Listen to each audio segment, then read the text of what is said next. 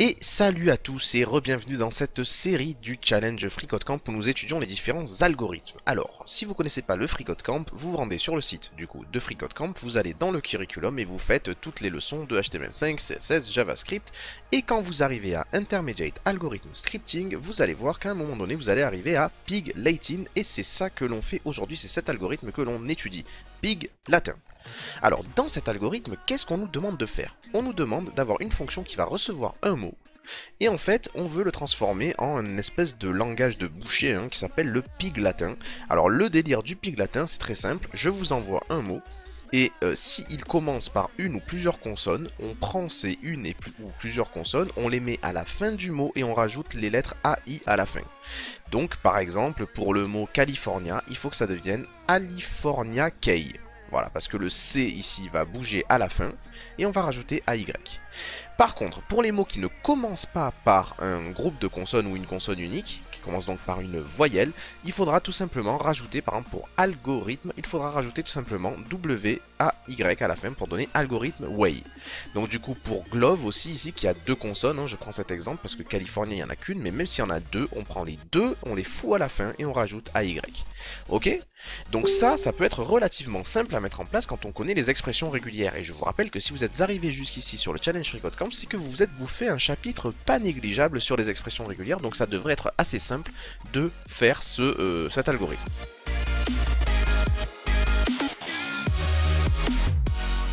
Alors la première chose que j'ai envie de faire, c'est de m'entraîner à trouver les bonnes expressions régulières. Et pour ça, dans la dernière vidéo, je vous donnais un outil qui s'appelle regex101.com et qui est très pratique.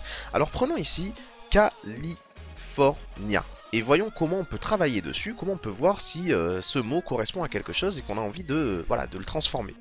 Donc moi, ce que je recherche en fait, c'est un mot qui commencerait par une ou plusieurs consonnes. Donc, plutôt que de lister les consonnes, il y en a beaucoup, listons les voyelles. Donc je recherche un mot qui commence, alors dans les expressions régulières pour dire qu'un mot doit commencer par quelque chose, on utilise le chapeau, donc on dit slash chapeau et ensuite on met quelque chose. Et donc grâce à ça on dit je cherche quelque chose qui commence par. Et ce que j'ai envie de dire moi c'est que j'ai envie de dire je recherche un mot qui commence par A, E, I, O, U, attention. Pour FreeCodeCamp, le Y n'est pas une voyelle, c'est particulier, mais du coup, après quelques recherches, parce qu'il y a quelque chose qui marchait pas, je me suis rendu compte que dans cet exercice-là, le Y n'était pas une voyelle. Enfin, selon eux, bien sûr. Ici, ce que je fais, c'est que je recherche un mot qui commence par A, E, I, O, U, mais moi, c'est l'inverse. Je recherche un mot qui ne commence pas par A, E, I, O ou U. Et pour faire ça, on utilise encore une fois le chapeau, mais attention, ça n'est pas le même chapeau. Là, ici, ce chapeau dit que je commence, que ma phrase doit commencer par ça. Ce chapeau ici dit que je ne veux pas ces lettres-là. Donc quand je suis dans le crochet, le chapeau n'a pas la même signification que hors des crochets. Attention à ça. Donc ici, je suis en train de dire, je recherche quelque chose qui n'est pas donc A-E-I-O-U.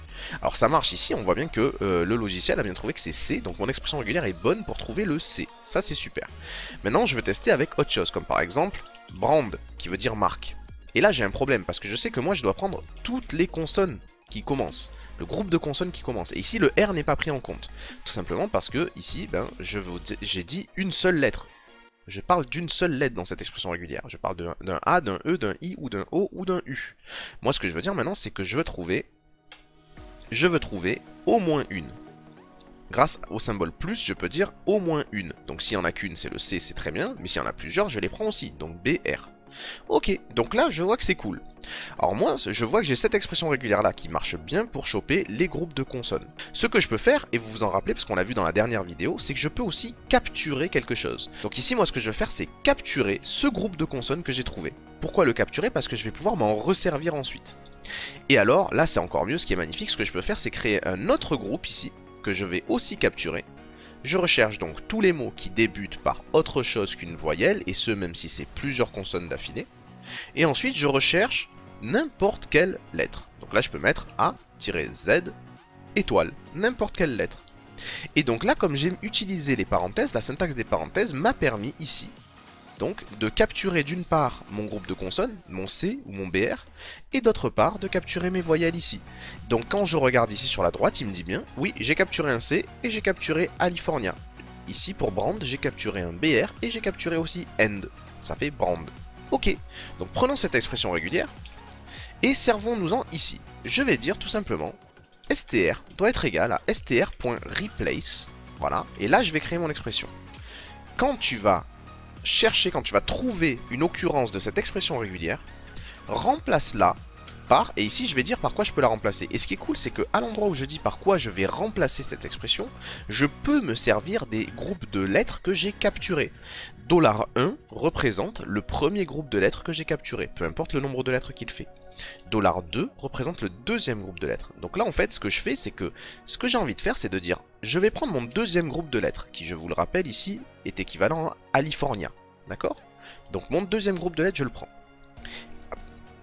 Après ce deuxième groupe de lettres, je vais placer mon premier groupe, qui est égal ici à C, rappelez-vous. Donc ça fait bien Californiac, du coup.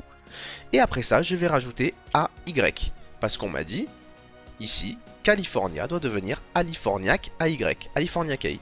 Donc ici, ma chaîne de caractères devient ce qu'était ma chaîne de caractères, mais où je vais remplacer, voilà, selon cette expression régulière, de cette façon-là, je vais choper le groupe de consonnes qui est au début, je vais le mettre à la fin, et je vais rajouter AY. Faisons un test, si je fais CTRL-Entrée, je vois bien que ça marche pour California, qui devient Californiac A, il me dit que c'est OK. Pareil pour paragraphe, qui devient Paragraph Spay, OK.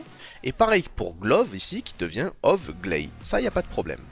Alors maintenant, j'ai d'autres choses qui ne sont pas ici gérées. C'est ces fameux termes ici, translate pig latin pour l'algorithme. Pourquoi? Parce qu'il ne commence pas par des consonnes. Donc cette expression régulière ne peut pas m'aider là-dedans. Comme il n'est pas passé dans cette expression régulière, str ici est resté la même. C'est resté algorithme. Mais c'est relativement simple. Pour faire ça, ce qu'il me suffit de faire ici, c'est de dire si, et là je vais créer une expression régulière. Et je vais demander si le mot commence par A, E, I, O ou U. Si le mot commence par ça. Donc j'utilise le chapeau. Et là je peux dire si cette expression régulière fonctionne pour le mot qu'on m'a passé, pour str. Ça veut bien dire que donc mon mot commence par A, E, I, O ou U. Et donc ce que je peux faire, c'est dire, bah ok, les mots qui commencent par des voyelles, on l'a dit, il suffit de renvoyer les mots en leur ajoutant way à la fin. Et comme ici je fais un return, eh bien tout le reste du code ne se fera pas.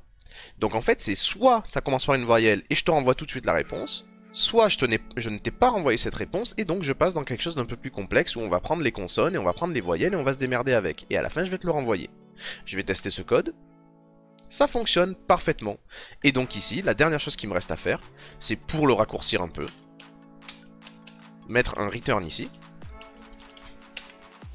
Ça la raccourcit déjà un peu et ça marche quand même. Et on peut même aller encore plus loin grâce aux expressions ternaires. Ce qu'on peut faire, c'est ce genre de choses. Je vous montre. Je vais dire que je veux retourner. Et là, je vais poser une question. Je vais poser la question suivante. Est-ce que ma chaîne commence par une voyelle? Je pose la question. Si oui, alors je veux renvoyer str plus way. D'accord? Sinon, et ça c'est ce qui vient après les deux points dans cette syntaxe, si non, je veux renvoyer ceci, toute cette expression-là. Hop là. Et là, du coup, je peux me passer de ces deux lignes-là. Et si je teste, ça marche parfaitement.